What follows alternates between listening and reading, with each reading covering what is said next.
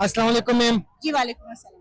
Ma'am, आज का जो एहतजाज है, वुमेन एहतजाज, औरतें निकल आई है।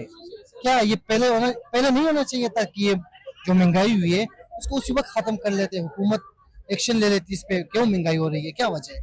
देखिए हुकूमत की तो बात ना करें, वहाँ तो नाकारा लोग बैठे हुए हैं, सिर्फ अब्बा बचाओ चाचू बचाओ ये मुहिम चल रही है वहाँ पे, या खान साहब के केसेस पे केसेस, लोग पकड़ो उनको नंगा करो, बस वहाँ तो ये चल रहा है। जहाँ तक बात है कि हम लोगों ने पहले क्यों महंगाई के लिए आवाज नहीं उठाई, हम एक साल से उठा रहे हैं।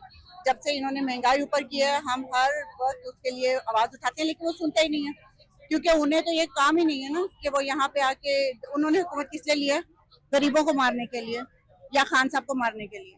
उनका अपना तो कोई एजेंडा है नहीं, उनकी ऐशे हैं, उनके बाहर के टोर्स हो रहे हैं, उनकी ऐशे उसी तरह से, तो उन्हें क्या मसला, उन्हें क्या लगे गरीब आवाम के साथ।